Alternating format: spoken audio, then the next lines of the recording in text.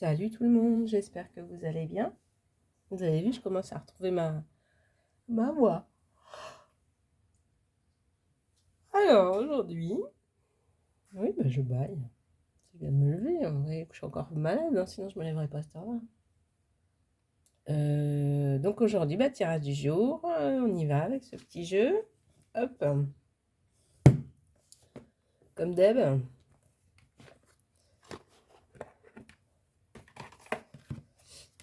Le livre, commencez dedans. Oui, il y a une erreur dans celui-là.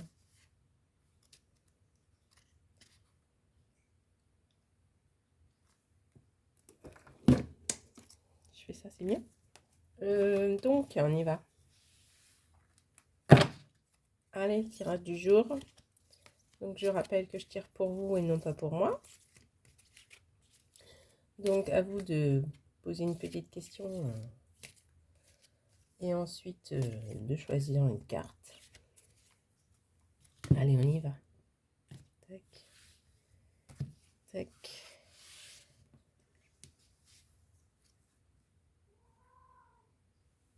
Alors, je vais prendre celle-ci. Je vais prendre celle-ci. Et dans le même côté, celle-ci.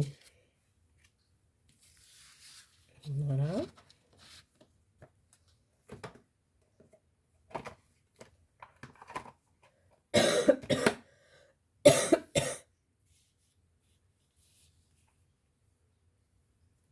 Voilà les trois cartes. Vous avez choisi votre petite carte. Vous êtes sûr de sûr.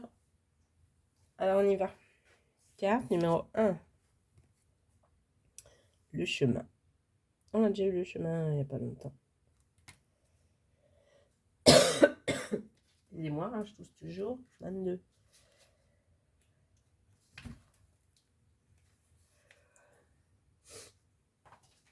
Qu'est-ce que tu fais là, toi?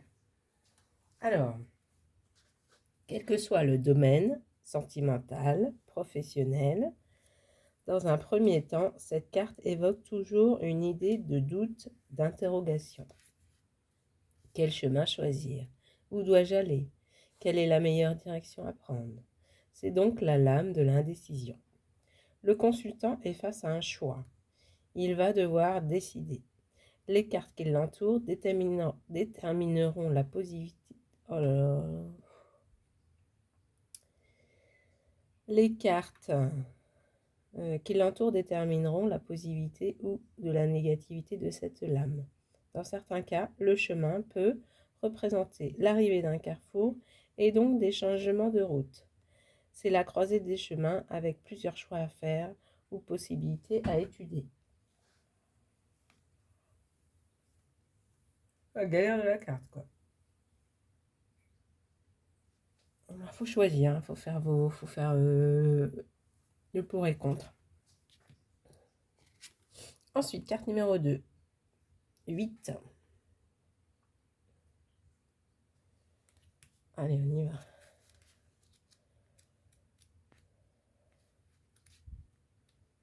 Alors,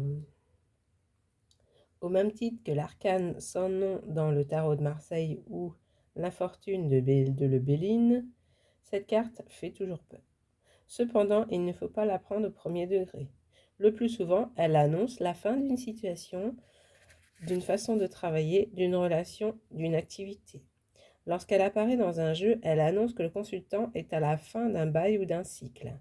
Peut-être devra-t-il faire son deuil d'une situation.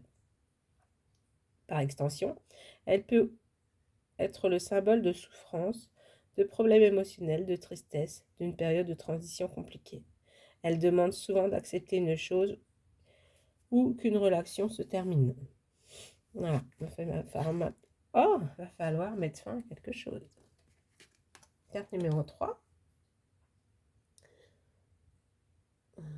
Voilà, l'ours. C'est une carte forte. Elle est synonyme de volonté, de résistance et de détermination. Lorsqu'elle apparaît dans un jeu, elle indique que le consultant n'aura aucun mal à faire face à une situation. Il réussira à s'imposer dans tous les domaines de sa vie. C'est à force du poignet qu'il parviendra à atteindre ses objectifs. Selon les cartes qui l'entourent, elle peut soit symboliser la solitude assumée et bien vécue, soit la vie en couple ou de famille épanouie. C'est aussi la carte des grands-parents.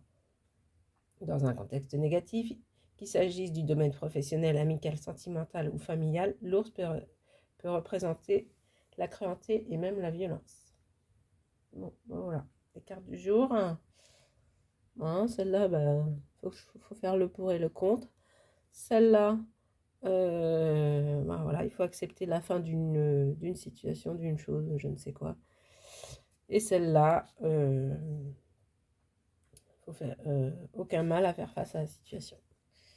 Voilà, je vous souhaite une très belle journée. Je vous dis à demain si vous voulez pour le tirage de demain. Je vous dis à plus tard si vous allez voir ma petite phrase du jour ou mes petites vidéos. Je ne sais pas ce que je vais faire. Voilà, je pense que je vais en faire aujourd'hui. Voilà, je vous fais plein de gros bisous. Je vous souhaite une très belle journée et je vous dis à bientôt. Salut, salut!